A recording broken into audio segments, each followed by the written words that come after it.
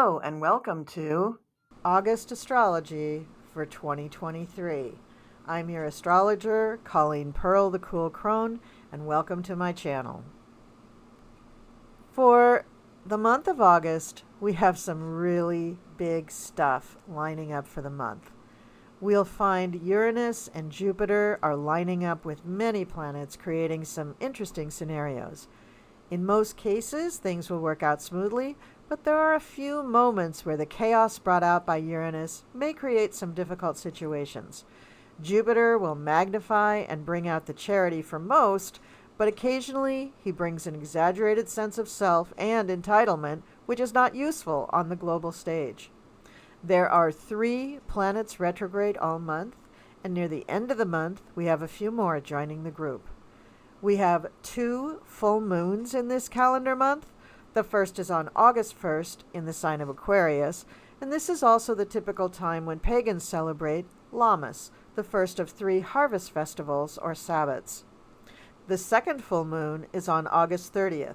As we close this month, we kick off September, which is going to feel the vibes of this sensitive and romantic full moon in Pisces. So, with August being bookended by 2 full moons, the new moon falls smack in the middle of the month, and of course is the sign of Leo, which is this month's birthday sign. I have published a full moon in Aquarius video on my channel, so be sure to check that out for all the details on how the planets are treating us. I will also be releasing a full moon in Pisces video about mid-month so that you can understand what is happening for that lunation. For the new moon, I will be breaking it all down in this video, so let's get started. All right, let's kick this off with the planetary ingresses. August is pretty simple. We just have 2 changes of signs for any planets. On August 23rd, Sun will enter Virgo, and on August 27th, Mars will enter Libra. The Sun in Virgo is a really nice time of year. It's one of my favorite times of year because it leads up to my birthday time, which is Libra. But Virgo is my moon, and I really vibe to the Virgo energy. Virgos are service-oriented, they're precise, they're meticulous, they look at the details, they're very, very organized, and to me, Virgo is a very geometric sign. So you'll find that even in their clothing, they will wear things that have very straight and simple lines or geometric patterns in their clothing and jewelry, even their haircuts. And even in my graphic that I used for this planetary ingresses slide, I've shown just some geometric shapes, some green bars all lined up, very Virgo in energy. Now Mars will enter the sign of Libra. Mars, of course, is our energy, but it's also the god of war, so it does rule aggression and military involvement. It's really significant that Mars is going into the sign of Libra because this is going to give a lot of power and force to diplomatic efforts. Now, the United States is a peacemaker on the planet, and with Mars entering Libra, that gives us our best shot for success at really nailing down some of the things that we're trying to mediate all around the world. Now let's move on to retrograde planets. Venus, Saturn, and Chiron will be retrograde all month for the month of August. On August 23rd, we will have another Mercury retrograde. She will station retrograde at 21 Virgo 51 until September 15th. On August 28th, Uranus will station retrograde in the sign of Taurus until January 27th, 2024. Now, having Uranus, Saturn, Chiron, even Venus retrograde is nothing compared to having Mercury retrograde. Now, Mercury retrograde will mean that you need to do all the Mercury retrograde preparatory things. You need to back up your computer. You need to make sure that things are really running smoothly. If you need to replace some sort of small appliance, don't put it off. Do it before Mercury goes retrograde. Now, a lot of people worry about the shadow period. There is some truth to the shadow period and things happen, but I don't think you can live your life around that. It's bad enough that we have Mercury going retrograde 3 weeks at a clip, 3 times, sometimes 4 times a year. You can't live your life worrying about whether Mercury is in shadow or not. and wondering whether it's retrograde. So just prepare for the actual retrograde period and you should be good. But this is also Mercury retrograde in its own sign. So like the last time we had this, it's going to be a doozy. All right, let's move on to the planetary aspects week by week. Now the first week that I'm going to talk about actually starts on the last day of July, when we had this grand trine in Earth between the Moon, Mars, and Jupiter. This is a beautiful Earth grand trine, the Moon being at 12 degrees Capricorn, Mars being at 12 degrees Virgo, and Jupiter being at 13 degrees of Taurus. This grand trine is the one that I hope is going to bring about some miraculous solution to a difficult situation involving war or some other kind of conflict between countries. For those of you who have Earth sign planets or points around these degrees, this can also be a miraculous moment in your life. So if you have something special that you want to plan, this is the time to do it. The energy will be solid and down to earth, very nurturing, very loving, and very protective. Then that brings us to August 1st, which is when we have the first of our 2 full moons. And this one will be at 9 degrees Aquarius, 15 minutes at 2:31 p.m. Eastern Daylight Savings Time. Now there is a T-square between the Sun, Moon, and Jupiter that challenges the positive aspects that we have for this full moon.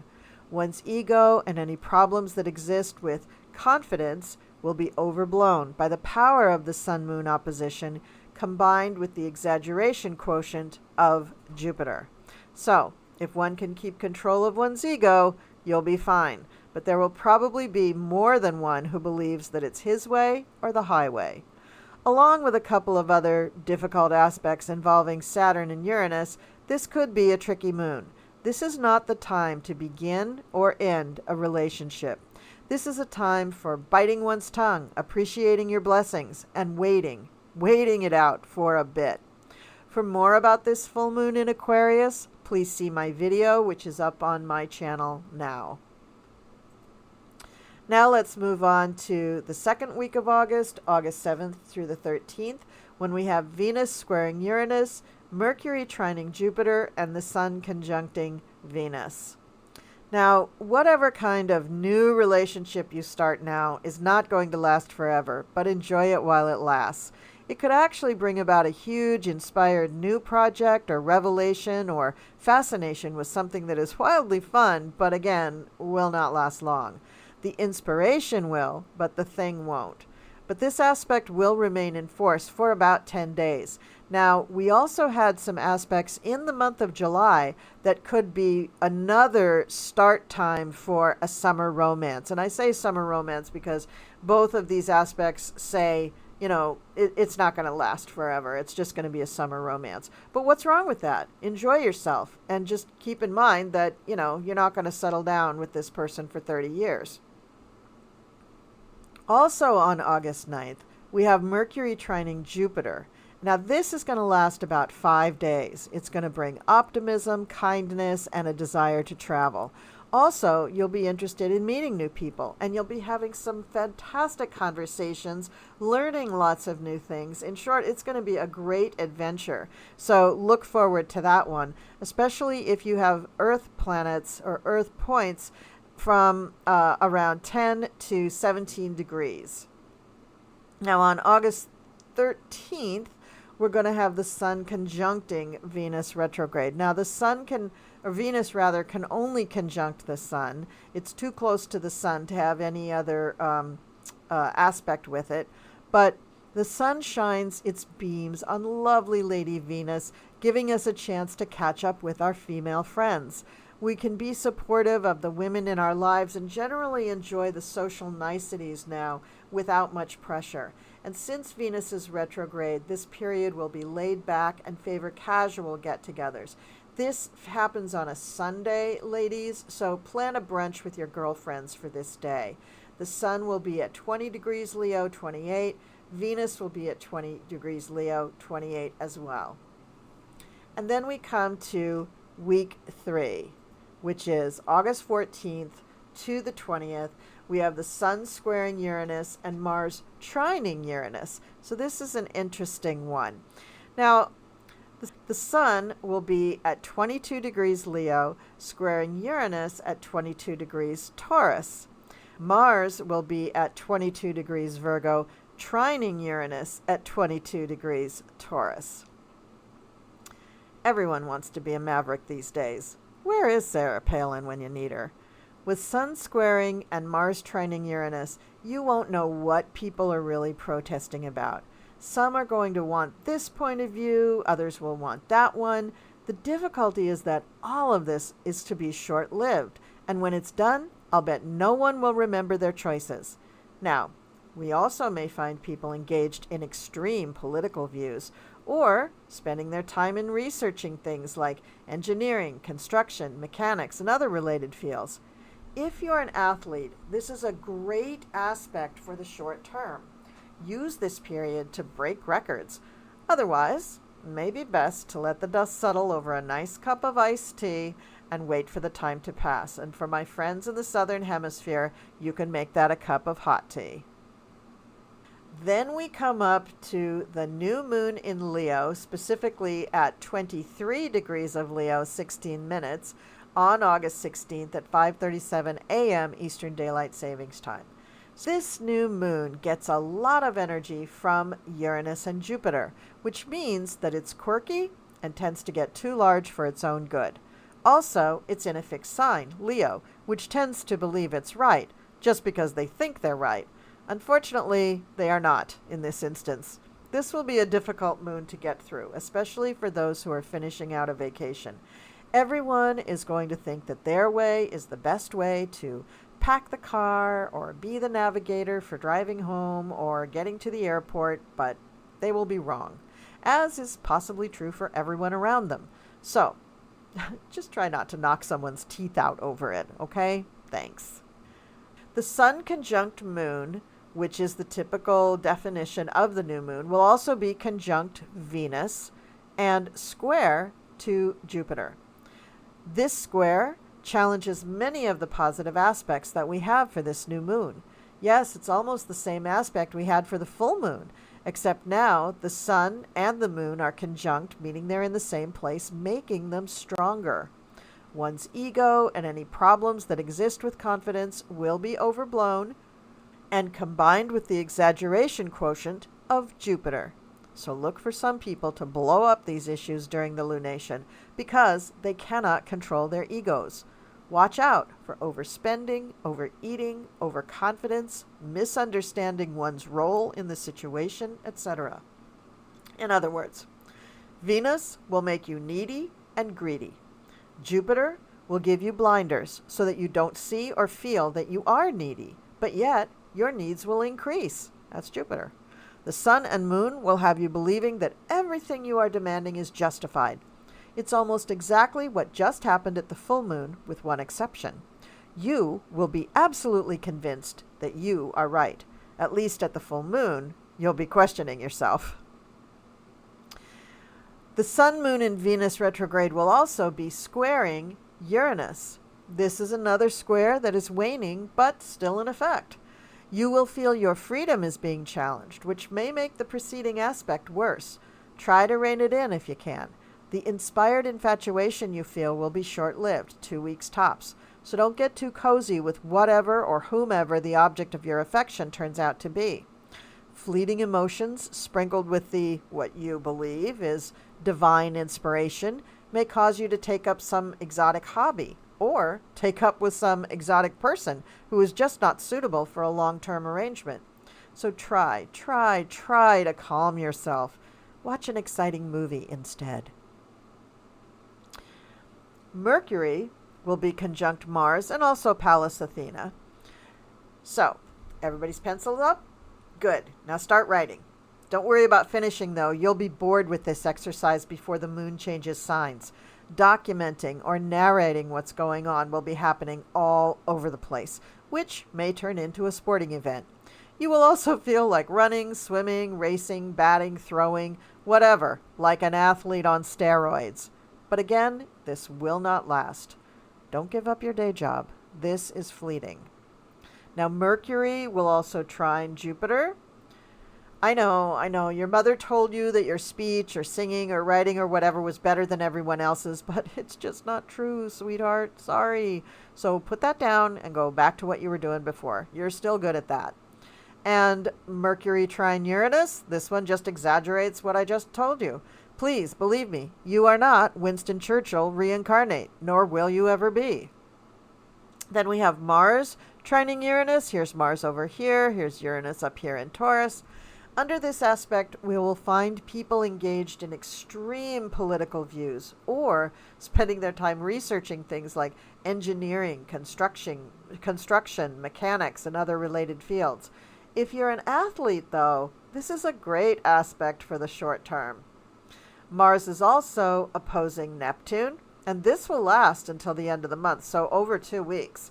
Now, this can give rise to amazing works of imagination and fantasy, so if you're a designer or artist, great, but if you're not, I'm sorry.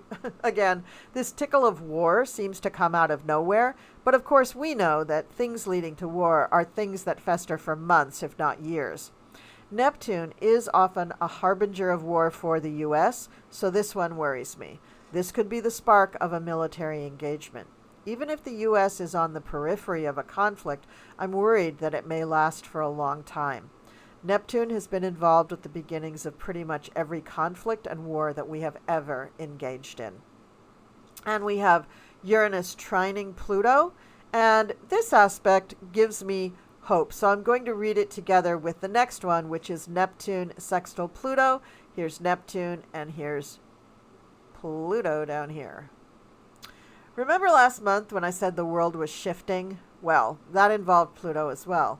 We are in an extraordinary moment on Earth where we can set in motion a whole new trajectory for humankind. There will be many advocate warriors now who are committed to changing things for the better. For example, better environmental laws, better gun laws, better human rights laws, etc., and many more. There can be significant progress in this area. Could it be we see something profound, deep, and fair brought about by our esteemed Congress? Probably not, as I believe they're on recess in August, but you never can tell. It could also relate to a fair ruling on some other court case that is important to the public. Now, Neptune sextile Pluto affects peacemaking attitudes and further enhances peace building and transformative actions on a global scale. So, definitely this new moon in Leo is going to affect a lot more than just the U.S. And moving on to week 4, which is August 21st to the 27th. On the 21st, we have Venus squaring Jupiter. Venus will be at 15 degrees Leo 59 retrograde, squaring Jupiter at 15 degrees Taurus 14 minutes. This is an aspect that will stay with us for quite a while. Remember, Venus is retrograde, and because of her slow movement, she will hover in this pattern until October. So for the last week to 10 days of August, plus all of September and into October.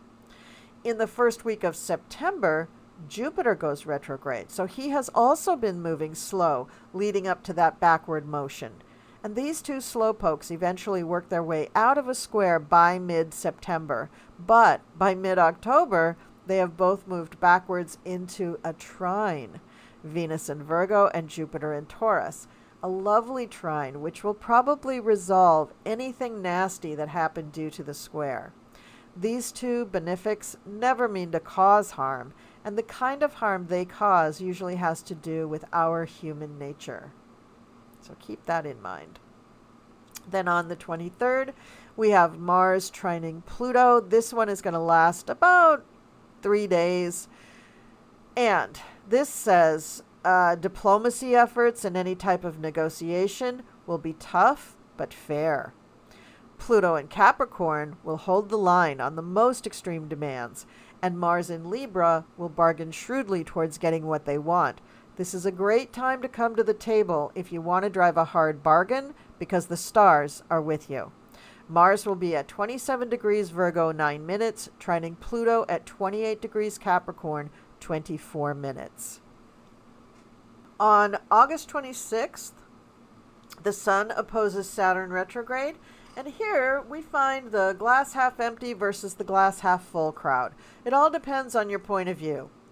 If you always see yourself as a winner, you'll like this one. And if you don't, you won't. Sun will be at 2 degrees Virgo, 37 minutes, opposing Saturn at 3 degrees Pisces, 55 minutes retrograde. And now we're on to the last week of August, which is August 28th through the 3rd. And the biggest feature of the last week in August is the second full moon in Pisces on the 30th.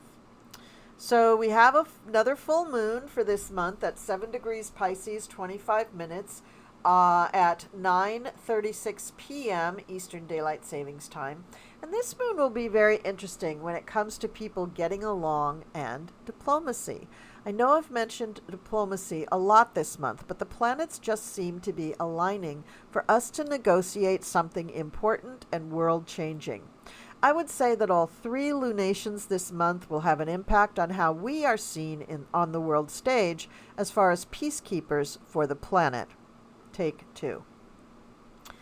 I would say that all 3 lunations this month will have an impact on how we, the U.S., are seen on the world stage as far as peacekeepers for the planet. On the one hand, we will handle things with confidence and optimism. On the other, we may doubt our abilities and almost blow it. There will be high emotions going on during this moon, which will need to be managed carefully. I believe we can do this, and I believe the outcome will be for the highest good of all. Please see my video about the full moon in Pisces, which will be released on my channel around the 15th of August. So that's it for the month of August, everybody. I hope you have enjoyed this video. Thank you so much for watching. I truly appreciate your support. And as you may or may not know, I have finally reached 3,000 subscribers, and I put up a post on my community page announcing that. And if you put a comment under that post, you can be entered in a contest to win a free natal astrological reading.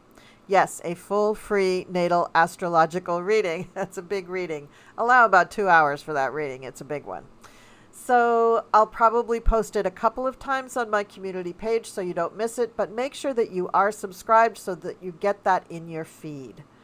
So thank you very much for being a part of my community. I thank you so much for watching, and I will see you next time.